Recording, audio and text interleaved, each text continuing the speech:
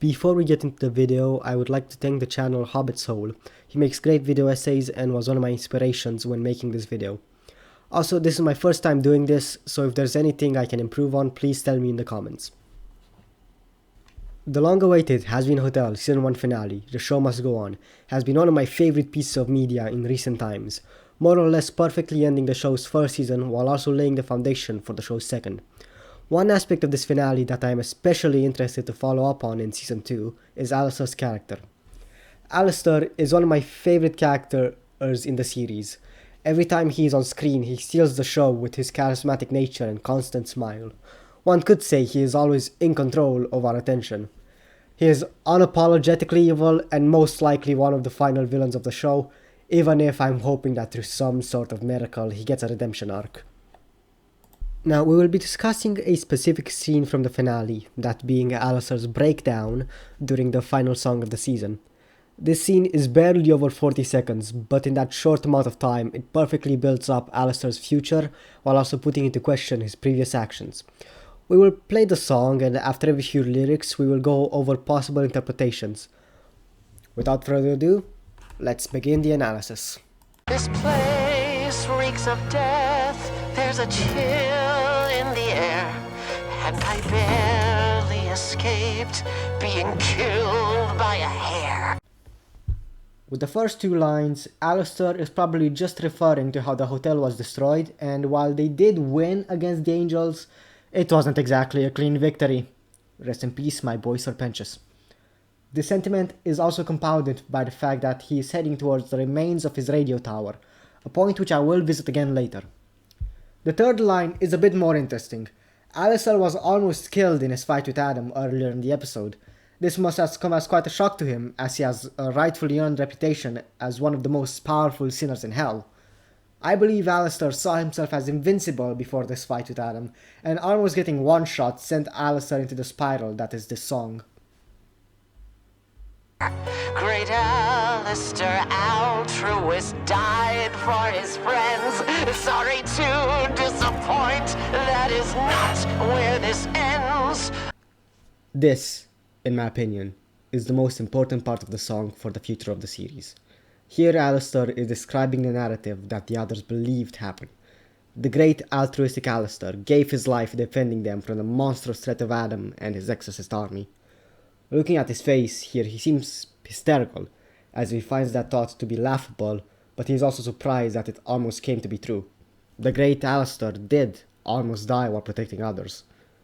To a narcissistic, manipulative sadist such as Alastor, this is absolutely ludicrous, and one must imagine he is confused as to how he ever allowed himself to get in this situation.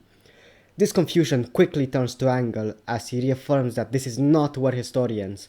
He does not want his legacy to be that of an altruistic savior instead of the most powerful sinner in hell. Now, there is one interpretation of this line that I really gravitate towards. Alastor did actually get attached to the hotel crew, as seen in the scene he shared with Nifty in the finale. It's been a surprising thrill to witness these wayward souls find connection. Almost makes one sentimental, eh, Nifty? I really like them, Alastor. They let me put on roach puppet shows without booing. An enjoyable collective to be around. I admit one could get accustomed. He enjoyed their company and did almost see them as his friends, or at least found pleasure in something other than seeing them suffering. But this near-death scenario sent him reeling in the opposite direction. The great altruist Alastor did die in that fight with Adam. The part that he allowed to form a bond with our main cast is gone. Alastor is dead. The radio demon remains. From now on, I believe that while outwardly he may remain the same towards the other characters, he will only be accelerating his plans. What are those plans, you ask? Well, just listen. I'm hungry for freedom like never before. The constraints of my deal surely have a back door. There you have it. Alastor is looking to be free from his leash. And now that he knows he is not invincible, he wants it more desperately than ever. Listen to his voice in this scene. The radio static is more violent, furious. Alastor is losing it. Although the main thing that this brings up is who did Alastor make a deal with in the first place that he is so desperate to be free from it. Alastor is one of the most powerful sinners in hell, which only leaves a few beings that he would have any reason to make a deal with. Those being the Ars Goetia, the Seven Deadly Sins, and the Morningstar family. I do not see the Ars Goetia or the Deadly Sins being interested in making a deal with a sinner, even a powerful one, especially since sinners cannot leave the Pride Ring. As for the Morningstars, Lucifer had no clue who Alastor was back in episode 5, and we know for a fact it can't be Charlie, leaving us with the most popular fan theory. Alastor made a deal with Lilith, although we need to remain open to the fact that it may just be a character we haven't seen yet. The Lilith theory is further supported by how much importance has been put on the fact that Alastor went missing 7 years prior to the events of the show. The exact amount of time Lilith has also been missing. That fucker is back! Yeah, I thought he was gone for good too. It's been 7 years! Did you hear from your mom yet? Oof, how long has it been now? Not that long. Only 7 years off doing something important, I'm sure. People have been saying that the reason he's staying at the hotel is due to being forced to help Charlie by Lilith. But after the confirmation that Lilith is in heaven, I believe the reason that he's at the hotel is to get close to Charlie, one of the only people that might be able to get him out of his deal. Alastor already has a free favor from Charlie, and now that everyone thinks he genuinely put his life on the line and was ready to die for them, the hotel will be more trusting of Alastor than ever, leaving the door open for more deals in the future. Moving on, we can clearly see that Alastor is desperate, his eyes darting around as he's trying to figure out a way out of this deal. This is not a man who is in control, which is exactly what I believe Alastor fears. Once I figure out how to unclip my wings, guess who will be pulling all the strings? Are we sure Keith David is playing Husk, because I'm getting some serious Dr. Facilier vibes from this scene. Anyway, Alastor craves power and control. He will stop at nothing until he is seen as the one on top. This is the reason for his iconic smile that he never wavers from, even during this song. To him, a smile is a sign of superiority and control. This is also why I believe he hates Lucifer so much. He knows there is nothing he can do to him. To Lucifer, Alastor is merely an ant, and that annoys him to the highest degree. Moving on from that, unclipping his wings is likely just a metaphor for regaining his freedom, and maybe even his full power, as many have theorized that he was weakened by the deal he made. I believe that Alastor isn't becoming close with Charlie just to get out of his deal, but also since she's the Princess of Hell.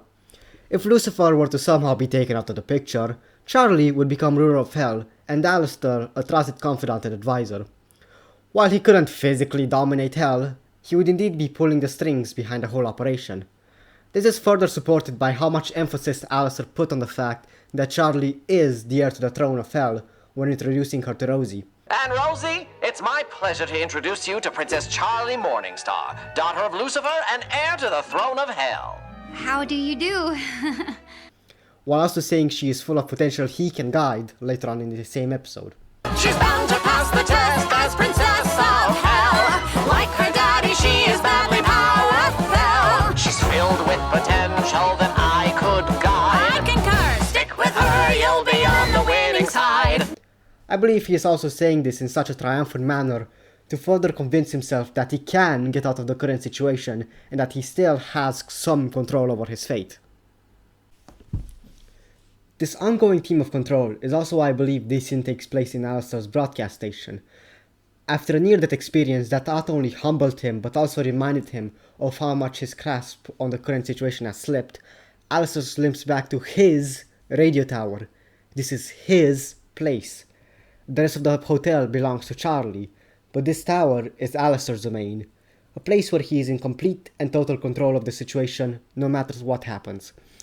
Such as back in episode 2, where once he starts broadcasting, he instantly steals the show from Vox. This tower represents control, the perfect lair for a megalomaniac such as Alastor, which is exactly why this is where he goes after his loss. He wants to remind himself that he is the one pulling the strings, but just as his control of the situation is gone, so too is the tower destroyed. or I'm just talking nonsense and the setting is the radio tower since it's cool. Overall, this scene is a perfect setup for the future of Alastor and the story of Hazbin Hotel. From now onwards, I believe he will be more ruthless and less accepting of the other residents of the hotel in his pursuit of freedom from the deal he has made. All of this in search of control over both himself and others, as this is, in my opinion, what Alastor desires most, even over inflicting pain onto others.